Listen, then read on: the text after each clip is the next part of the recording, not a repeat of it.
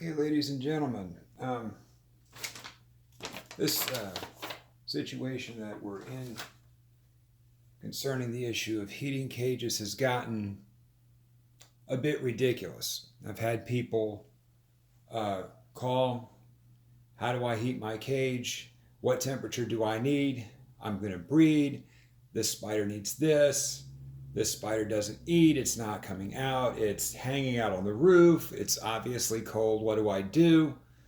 And, but don't tell anybody on arachnoboards, and don't tell anybody this, and don't tell anybody how I buy spiders from, because no one's going to like me anymore. I've gotten close to a dozen emails and private messages and stuff like this. And rather than repeat myself each and every time and possibly miss one or two important points that I don't want to miss, I'm going to make this video describing how to safely heat up tarantula cages, and to this matter, probably scorpion cages. May apply to your centipedes and millipedes as well. Don't know, don't own any. Your mileage may vary. And probably in the fossorial species, of course, there's probably a few considerations for that. So, in order to give the devil his due, or her due, or whatever, in this particular case, I'm going to start off with the disadvantages of heating. Then I'm going to go into the techniques, and then I'm going to go into the advantages, which outweigh the disadvantages. And of course, I'll mention a few flip sides as well. So first of all,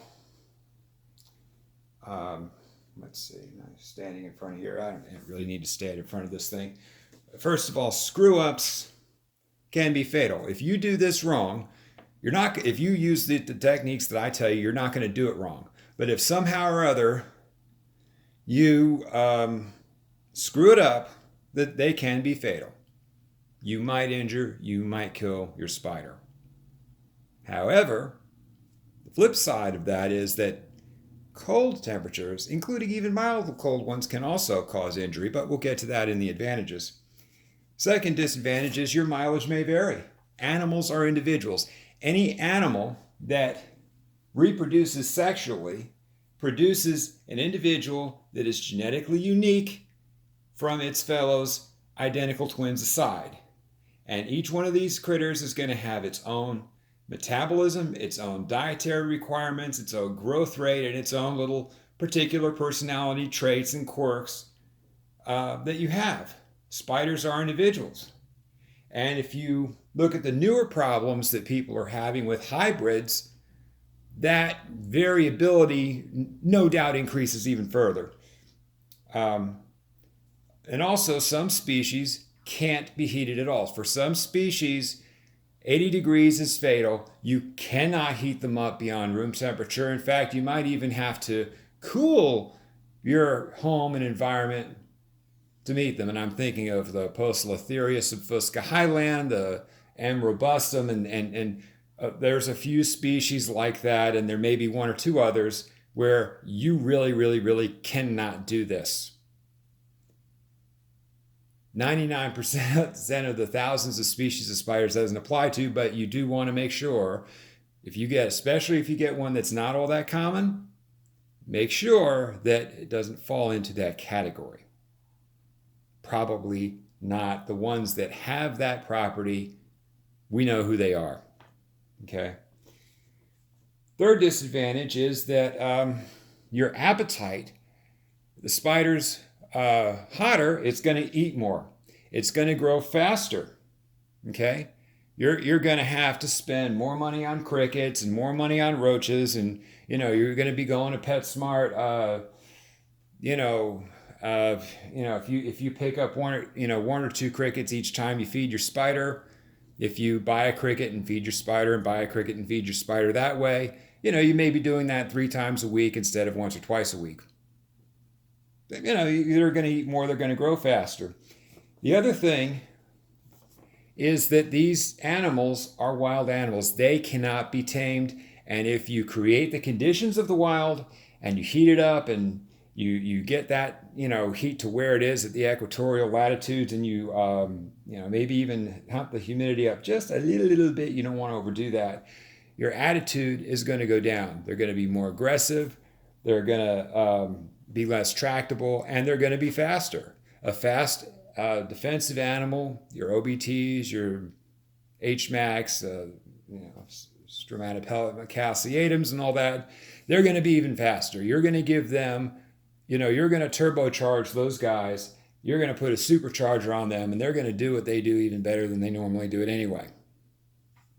Of course, if you do have to rehouse your spider or whatever, or maintain your cage, it does be, one can simply work around that by pulling the plug for 2 or 3 hours before, and then when they go to the cold side and hide, then you can do what you have to do. So it's not that big of a deal, but it is a disadvantage.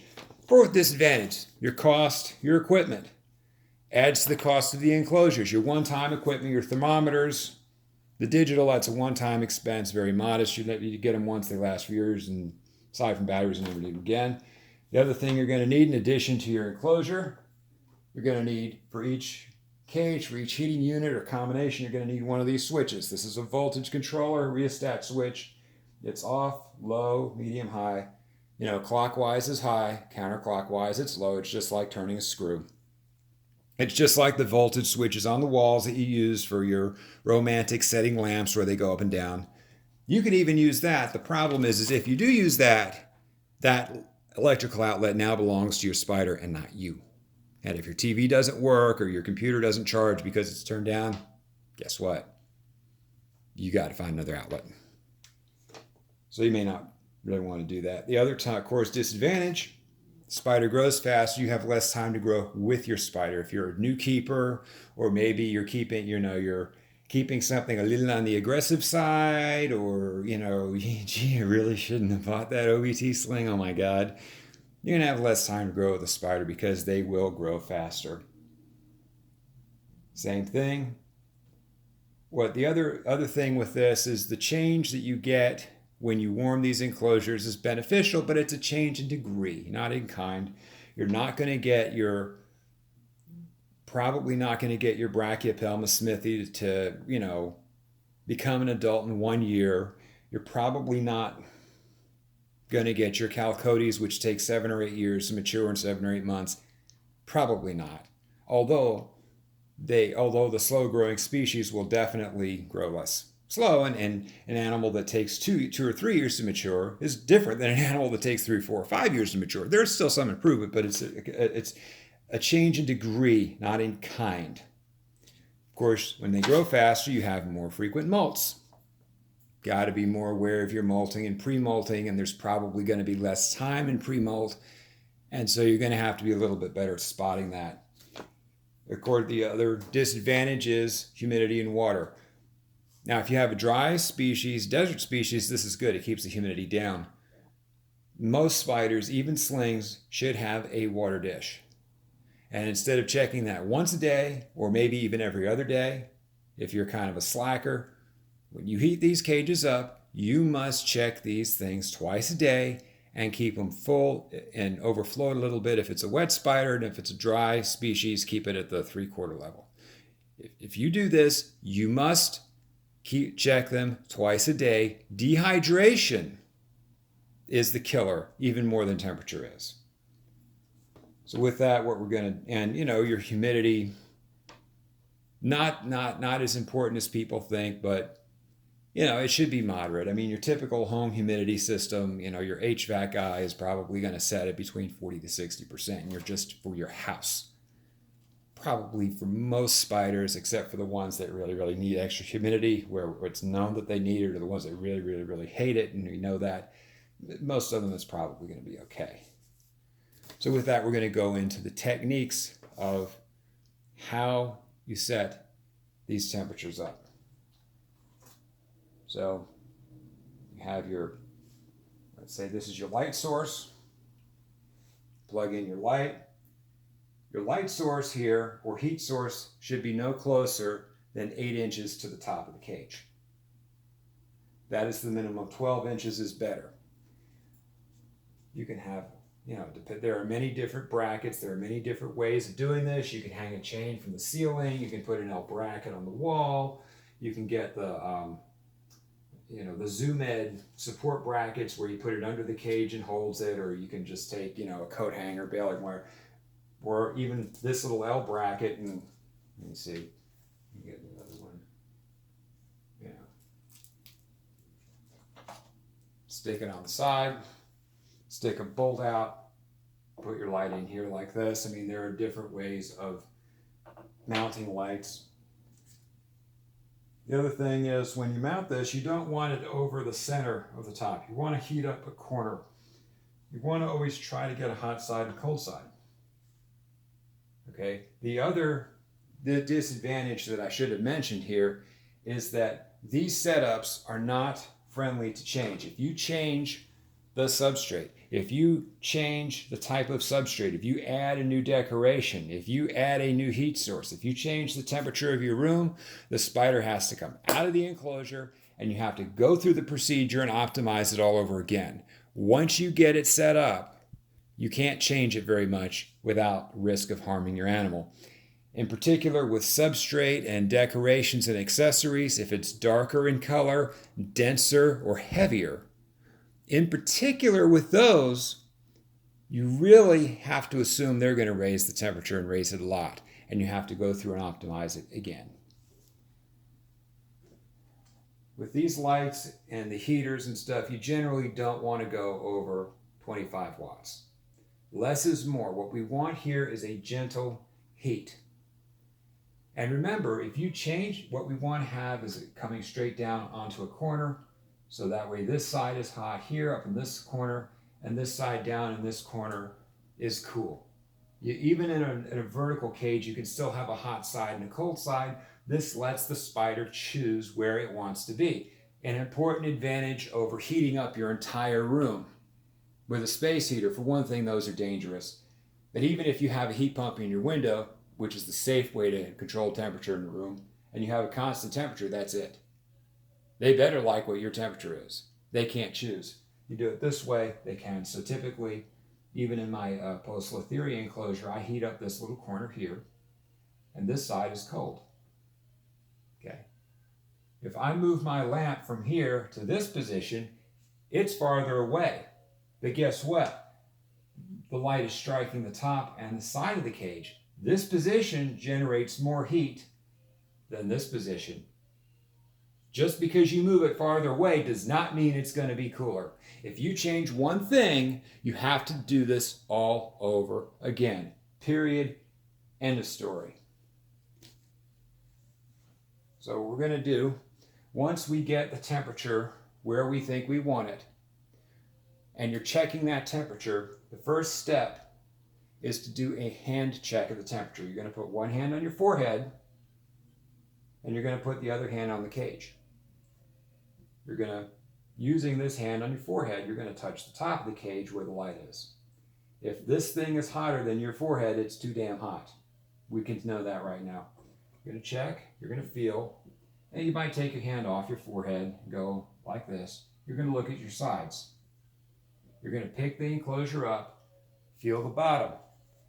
With tarantulas, they do not know how to behave appropriately when the heat level is below them. In nature, the sunlight is above your tarantula. Forest fires and so on, or flooding and whatnot is to the side. So if it's too hot to the left side, let's say to the right side, the tarantula knows how to move to the left. If it's too hot overhead, the tarantula knows to go down. If it's hot, they go dark and they go down. If it's cold, they go for height and they go for light. Important consideration, if your tarantula is too cold, it can fall. We'll get to that with the advantages. So you're going to do your hand check. Okay, the cage is definitely warm. It's warmer than the room, but cooler than my body heat. The outside isn't good enough. What you have to do is you have to do the same thing on your inside. Let's pretend this is filled with substrate. You're going to touch your substrate. You're going to touch your sides. In this cage, I'm going to stick my hand in the vermiculite. If I have vermiculite, I'm going to reach my hand inside here and check. Inside. I'm going to reach it inside and check here. I'm going to feel my cork. I'm going to touch this area. I'm going to touch the screw. I'm going to feel my vent on one side. I'm going to feel my vent on the other side. I'm going to touch and feel everything. I'm looking for hot spots. I'm looking for areas that are where one part is like 20 or 30 degrees hotter, where it can burn or injure the animal. After I've, let's say, successfully concluded that my cage feels safe, now what I'm going to do, and this is the extra equipment you need to buy, is take this thermometer. If you recognize this, this thing is the same one that you use to check your ham and your turkey. If you put a little blunt thing on the tip of this, you could even use this to take your body temperature if you got rid of that sharp point. This thermometer is accurate. This thing will give you the temperature of ice water. It will give you the temperature of cool water. It's not just accurate at high temperatures. So what I'm going to do is put it in the substrate in several points. Push in, push the red button, put it in, push the red button, put it in, push the red button, and get my temperature. My substrate, this needs to be the coldest part of the cage. Cold down, hot up, no exceptions. Even if all the temps are good, if this is hotter than the top, it shouldn't be, but if it is, we got to do something. I'm going to take, this is a point and shoot thermometer. This is a Zoom Ed. The item number is RT1. Let me hold this up. You can see the readout on here. I can touch my hand, for example, my finger, if you can see here, is 90 degrees. I'm going to point and shoot here, point and shoot here, point and shoot here, point and shoot here. Now, if I don't have one of these other thermometers, I can definitely go into my substrate, dig a little hole, point and shoot, dig a little hole, point and shoot, dig a little hole, point and shoot, and I'm fine. I'm going to take the top, same thing, go up, point and shoot here. Probably going to start at the roof in the hot area. Going to shoot here on the outside, get all my corners, get my readings, and then I'm going to shoot on the inside. And if I have substrate, decorations, leaves, plants, rocks, cork bark, that stuff likewise gets hand checked and zapped with a thermometer. Check all your surfaces. What you're looking for is a smooth, even heat, hotter on the top on the hot side, cooler on the bottom on the cool side, and everything within the safe range. And what is your safe range? Don't go over 90 degrees. Unless the species specifically needs it, your max temp should be 90 degrees. And that's just on the outside. The inside, your max temp should only be 85, 86 at the most. Your optimal temp is going to be 80, the magic number that is oft criticized, but 80 is a good number, and your cold side should be around 77, 75, 72, 73, or whatever your room temperature is. So that's how you do one of these. Very, very simple. Very simple enclosure. And I realized it was actually easier to show people how to do this on a thing that wasn't yet complete and set up. Now we'll go to something a little bit more complex.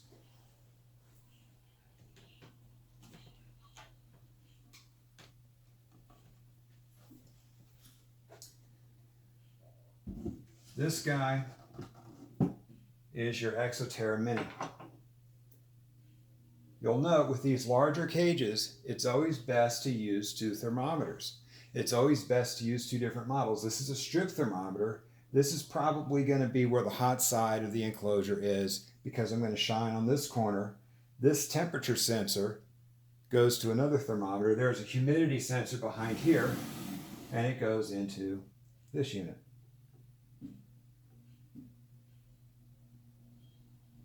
And you can see it's 30, the humidity's kind of low, 32%, 74 degrees. This thing has not been in this room. The room's actually colder. Same thing. Going to touch, probably going to start at the top, feel the top, touch the sides, go down here, after touching my forehead, going to lift up, feel the bottom, make sure I'm okay. It is very common to look at the chart. Hey, I got a thermometer here and it's safe. and I've got a thermometer here and it's a safe temperature. Am I good to go? No, you're not good to go. This area on top is going to be the warmest. We want to make sure that this area is maybe a little uncomfortable, a little bit hot, but still safe. You have to hand check it. There will be substrate in here when I'm done building it. Same thing. Go in here, check my substrate, check my substrate, check my substrate, check my substrate.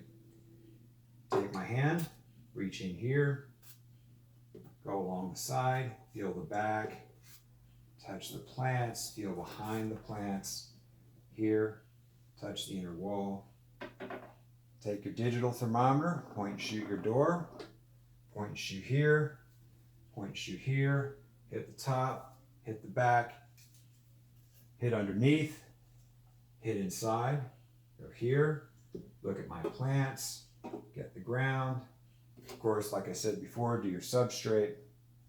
The reason why you want to use two thermometers is because, you know, each one kind of gives a sanity check on the other one, and then, you know, make that adjustment. Excuse me, I'm going to shut that off.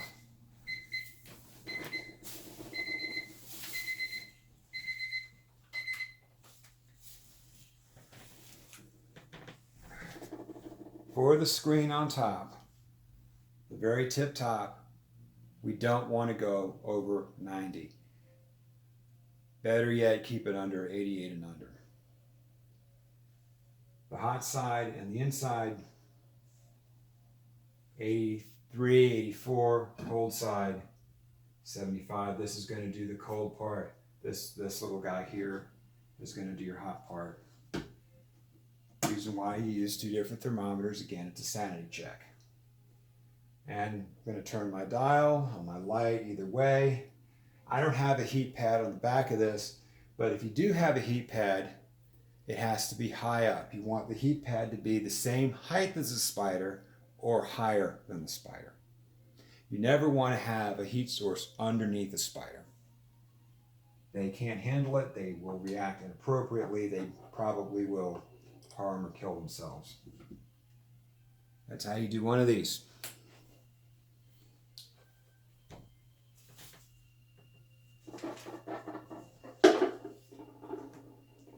This situation here may appear to be a little bit more complicated, but it's not.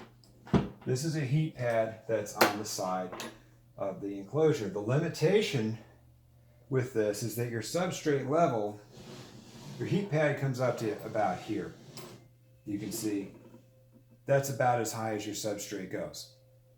We never have a heat pad underneath of substrate. That's the cutoff. So that's the limitation. First thing we're going to do when we plug this in is we're going to establish our max safe temperature. Since this thing is on the outside of the glass, that max safe temperature is probably going to be between 88 to 90 degrees. Remember,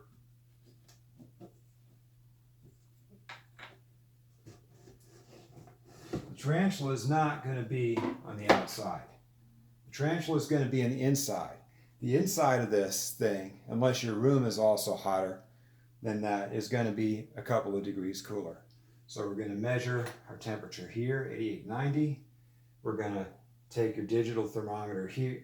After we do our hand check, same thing. Go here, go under. It makes sense to start with the hottest side of the cage first. This is our max temp here. Then we're going to check the other side here. And then we're going to work our way back. And then we're going to work our way down. Check the substrate. Make sure the substrate is cooler. We want the substrate down here to be cooler than the surface up here. The hottest part of this enclosure is going to be the inside corner where the lid goes. So you can see where this track of the lid is. This here, this surface, is going to be the hottest part of your cage. And when you take the lid off, as soon as you take the lid off, that's when you want to check it, when your temperature is the most accurate. This thing has to be safe. This is a terrestrial cage. Most of your terrestrials aren't going to be hanging out in that area. Mine hasn't. My Lasiodora hasn't, but you never know. Spiders cannot be counted on to act according to the laws of reason and common sense. That's how you do one of these. Of course, you'll check your substrate. Of course, see here, we have a skull. We'll do the same thing. Hand check it inside and out. Check it here, inside, inside out, and so on. And, put this back in. These cages aren't complete, and these cages aren't complete. Obviously, I'll do the heat check and optimize it when they're complete, but it's actually easier to demonstrate the techniques when the enclosures haven't been built yet, in my opinion. I'm going to put this back. So basically, that's how you do these. There's a two-stage process.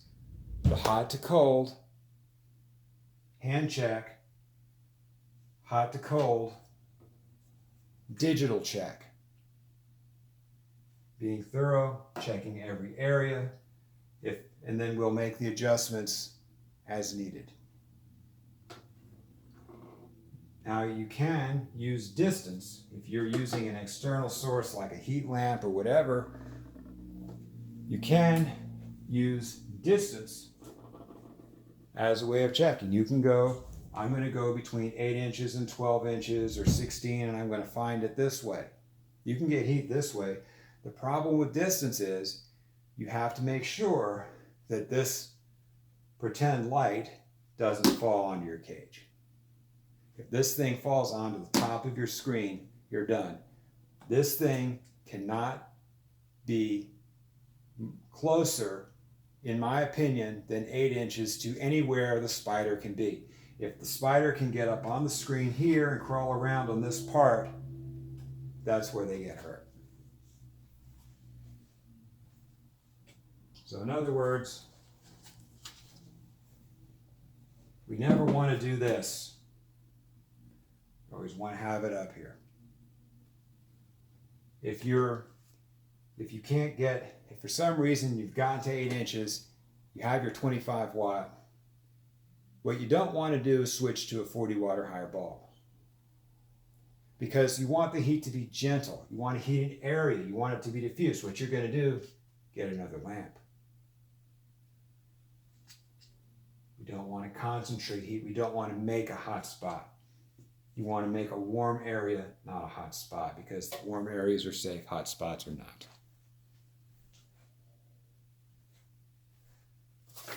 So with that, I'm going to go on the advantages. The sling stage, when they're young, they don't have the protective waterproof coating on the exoskeleton.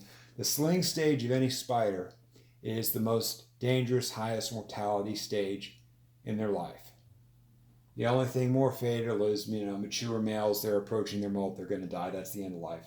Beginning of life, that's the most dangerous part. And if you warm your cage, keep it typically 80 degrees, you're going to decrease that sling stage, and you're going to, and every day you're not a sling and that you are a juvenile or an adult is the day that you're safer.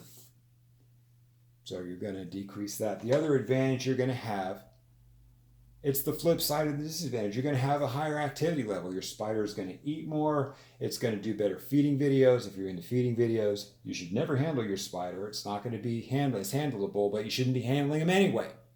If it bites you because you handled it good, you shouldn't be handling these things unless it's an emergency situation. Spider's about to fall off the table.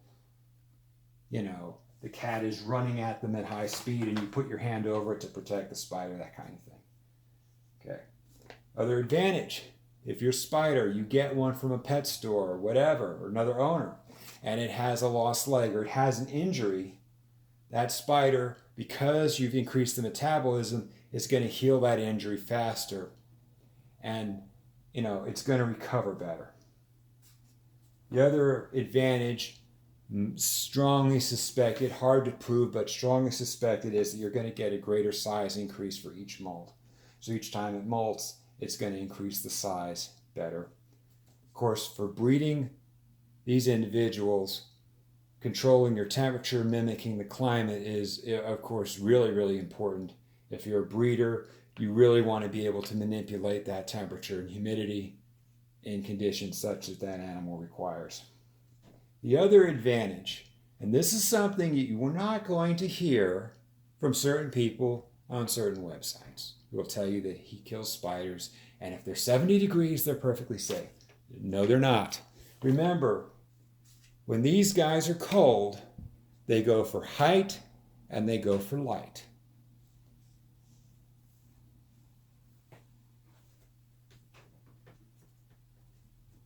Now, if we have an arboreal spider, we don't care as much because, it climbs anyway.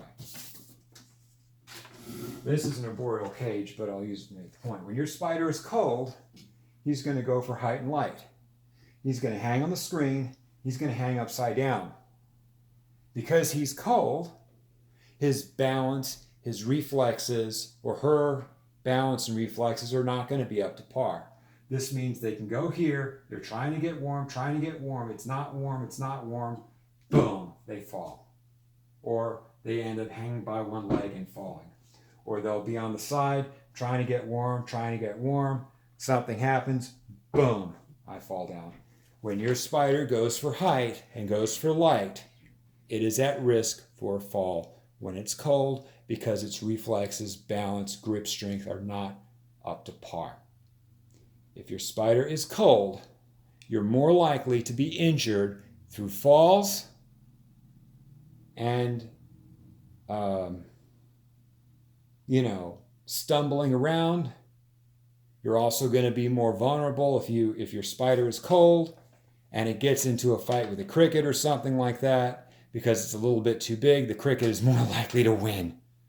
Because many times these feeders, like mealworms, for example, that tolerate refrigeration, are more tolerant of colder temperatures than tarantulas. If your spider is cold, you're giving the advantage to the prey item and taking that advantage away from the spider.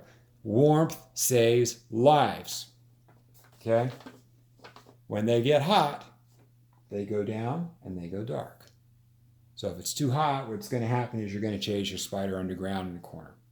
If your spider's hiding on the cold side, even if your temperatures you think are optimized, turn the temperature down. If you catch your spider up here all the time, hanging upside down on the screen, gradually increase your temperature higher, a little bit at a time. Monitor your spider, monitor your gauge, and just gradually increase it throughout the day until your spider will decide if your heat source is above or to the side. If the heat source is to the side, the first thing the spider's going to do is he's going to go around here. The second thing he's going to do, or she is going to do, is she's going to go down. And that means your spider is safe. This screen, 88 to 90 degrees, 90 max, that's uncomfortable. It's not dangerous to your spider, but you don't want to go higher than that. It's uncomfortable. Do keep in mind, there are people who handle their spiders even though they shouldn't, and they'll have the rose hair tarantula on their shoulder, sitting on their head or on their arm, and things there for, 5, 10, 20 minutes, half an hour. Your body's 98.6 degrees. Your spider is essentially sitting on a hot rock that's you. Another trick people do with these guys is they'll chill the temperature. Look, I'm handling my OBT. I'm handling my P. regalis. Look at me, you're an idiot. What these idiots are doing is they're putting their spiders into temperatures like 55, 60 degrees, making the spider cold. Remember, your body's 98.6. If you take a cold spider and you put them on yourself, your spider's going to stay there. I'm getting warm. Look at me. I feel great. Until he gets warm enough, reaches his temperature, and decides to bite you. The idiots that do this know how long it takes for their spiders to warm up, and the spider is in the enclosure long before that happens. And then people copy it on YouTube and they get hurt, and the person who did it laughs their ass off at him. Or the person who did it, oh, my spider's tame. Look, it sits on my shoulder. Want to pay extra money for it? The selfie scorpion trick. Take H. spinifer. Repticon I went to, the seller said, oh, look, the scorpion can sit on your shoulder. It's friendly. You can take its picture. And indeed it did. It sat on my girlfriend's friend's shoulder. It sat on my shoulder, sat on my hand. In fact, It sat on my hand and dug all 8 of its legs into my hand. And they're like, look, the scorpion's friendly. It likes you. Scorpion doesn't like me. It's cold. Once you get that scorpion up to its temperature, 80 to 85 degrees, and those guys like it hot. Asian forest scorpion, Malaysian forest scorpion, they like it hot. You know, you shouldn't go higher than 85. The scorpion probably will, but for the sake of safety and prudence, you don't want to go higher than that. Once she's at 80 degrees, she don't like you anymore. She's hell on wheels. In fact, my scorpion wants to kill me. In fact, when she's 80 degrees, her fight song is Kill Everybody in the World by Skrillex. Every time I see that song, I think of Mama Scorp's attitude. Again, your mileage may vary between these animals. The scorpling that I kept, aka the trouble scorpling, loved the heat when I had them communally in their enclosure. I had 22 scorplings. Some of them would hide in the cold side corner, and that's where they stayed, and they were happy. Others would be in the middle. Trouble and his buddy, Double Trouble, would sit right under the light. They'd sit there. They would go run into the water dish, get rehydrated, come back, sit in the light. Of course, Trouble grew much faster than the other scorplings and was dominating them and beating them up. And for that reason, one of the reasons I had to sell them was simply because Trouble was getting bigger than the rest of them and was probably getting ready to kill all of them. Because Trouble was that much bigger and that, I decided, of course, he was a keeper. He wasn't going to go to the pet store or to a new home. I was going to keep him myself. Animals are individuals. Your mileage may vary. So hopefully you guys have learned something. Hopefully at least you've thought about something. And, I'll close with this remark. The other problem you're going to run into isn't a spider problem. It's a human problem. You're going to run into keepers that consider high temperatures their secret, or they're breeders that are protecting their trade secret, or they're people who tried to warm their enclosure differently and hurt their spider, and they're grieving for their pet and they're psychologically injured. And when you do this successfully, even though you're successful and they're not, what's going to happen is they're going to project all that grief onto you, and they're going to get angry at you, and they're going to flame you on these boards and everything else and tell everybody how horrible of a person you are, because they haven't really gotten through their grieving process. It's kind of like, penis-free penis envy in a way, if I could say that. Can I say penis on the internet? I guess I can. But that's the way it is. So, you're going to trigger people psychologically, or people who keep these guys, 50 or 60 of them in a room and in warehouse conditions and almost like a factory, and they don't want to heat every cage. This technique is better suited to smaller collections, naturalistic settings, and display cages. If you have 50 spiders in 50 cages and you do this, you're not saving any more money than if you put a heat pump in the window and just heat up the entire room. It's the economy of scale is when you have a lot of these guys. The best way to do it, put a heat pump in your window, not a space heater, a heat pump. It'll save you lots of money on your power bill. It's much, much safer, much less likely to catch fire. Remember, most of the heat pump in a window is on the outside of your house. Okay, the majority of it's physically outside. So do it that way. Anyway, hopefully I helped everybody think. If you think of anything else, put it in the comments. I'm on YouTube. I'm White Lightning 777. Signing out. Thank you very much. Goodbye.